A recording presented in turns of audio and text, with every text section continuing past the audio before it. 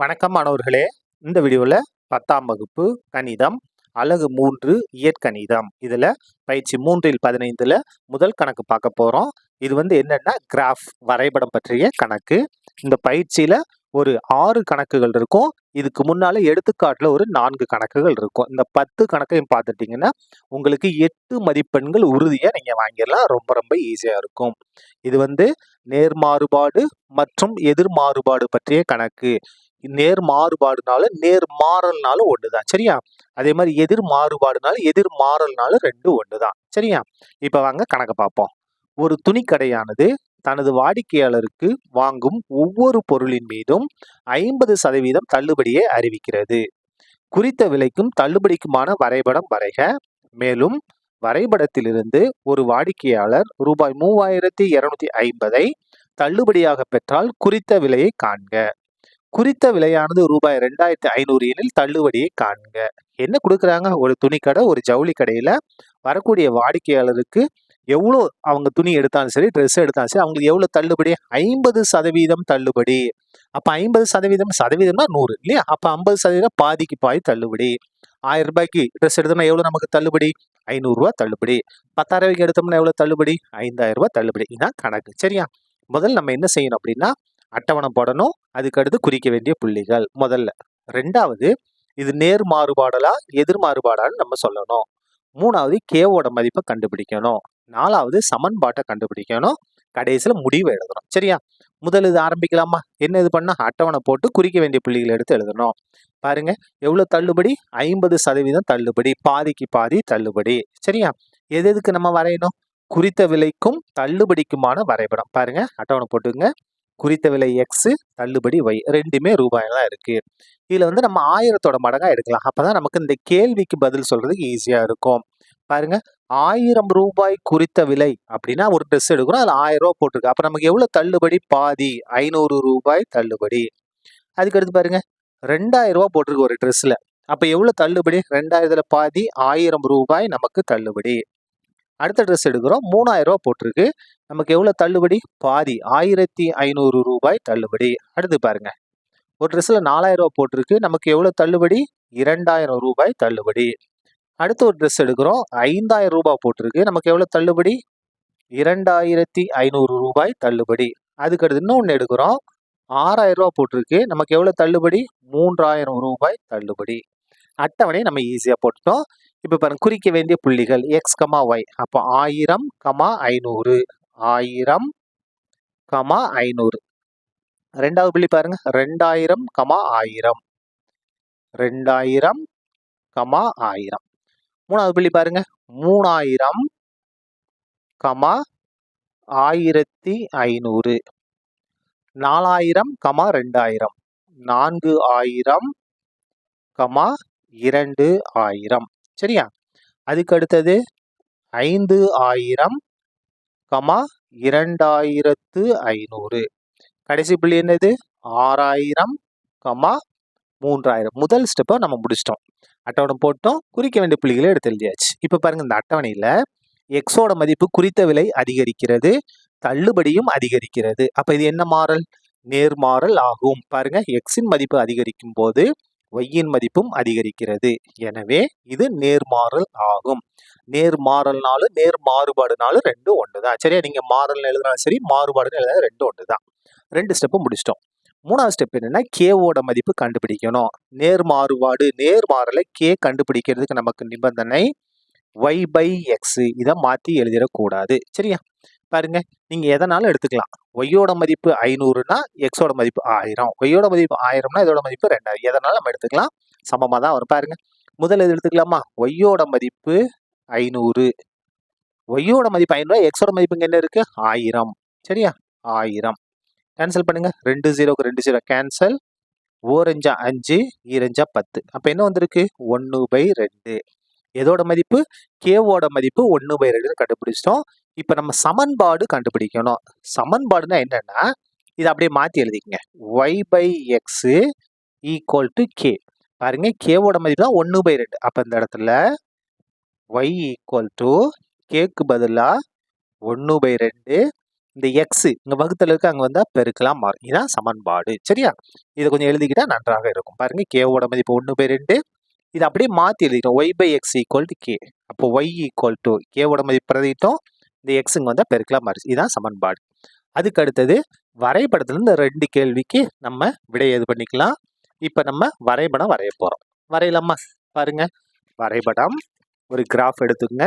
பாருங்க கிராஃப்ல அழகா அந்த மாதிரி என்ன செஞ்சிருங்க, கோடு போட்டுருங்க. கிடைமட்ட அச்சுக்கு பேரு என்ன அச்சு? எக்ஸ் அச்சு. இந்த செங்குத்து அச்சுக்கு பேரு ஒய் அச்சு. சரியா? இந்த 2 அச்சுகளும் சந்திக்கக்கூடிய புள்ளி ஓன்னு எடுத்துக்கிட்டா சரி, 0ன்னு சொன்னாலும் சரி. இந்த பக்கம் எக்ஸ் டேஷ், இங்க ஒய் டேஷ்.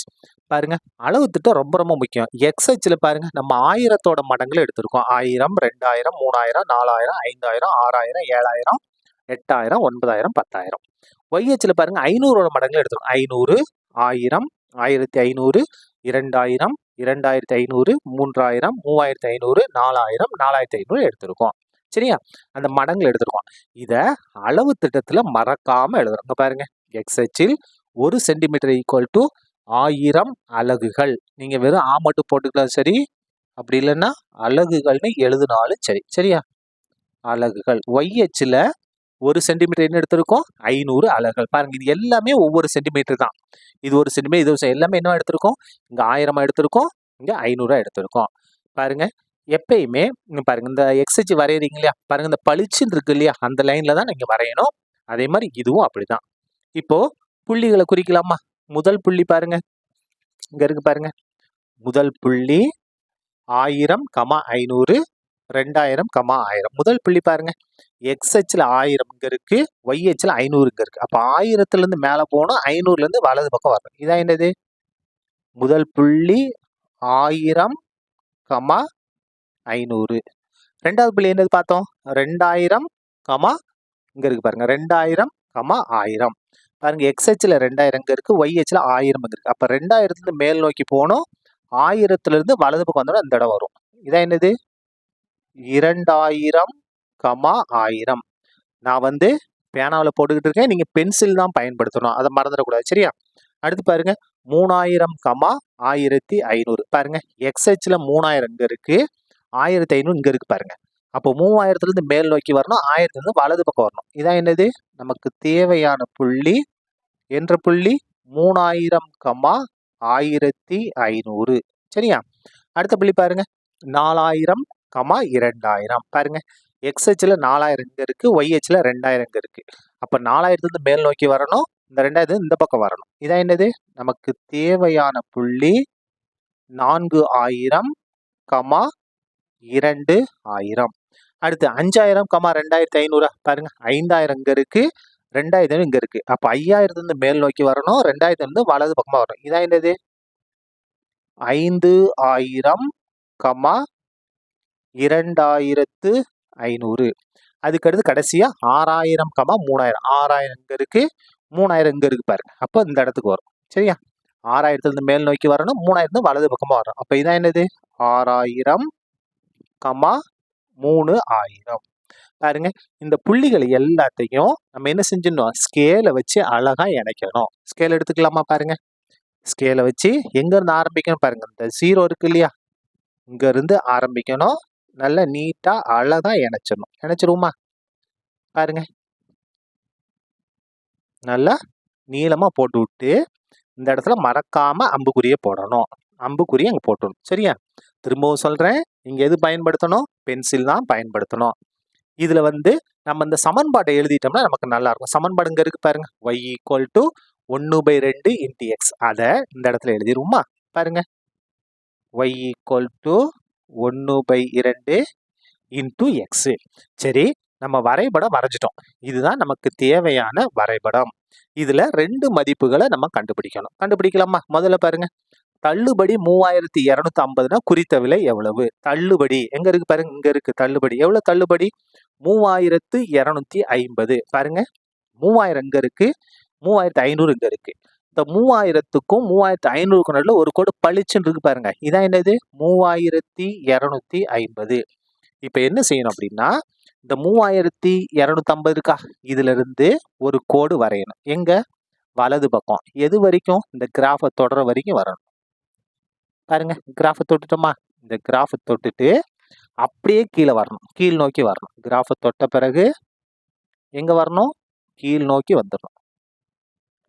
கீழ் நோக்கி வந்துட்டோமா, பாருங்க எங்க ஆரம்பிச்சிருக்கோம், தள்ளுபடியில ஆரம்பிச்சு நம்ம குறித்த விலையை பார்த்து வரோம். அப்ப பாருங்க தள்ளுபடி 3250னா குறித்த விலை எங்க இருக்கு பாருங்க, 6000க்கும் 7000க்கும் நடுவுல. அப்ப 6000 7000 நடுவுல 6500 எழுதிடலாமா. தள்ளுபடி 3250 எனில் குறித்த விலை எவ்வளவு, ரூபாய் 6500. சரியா.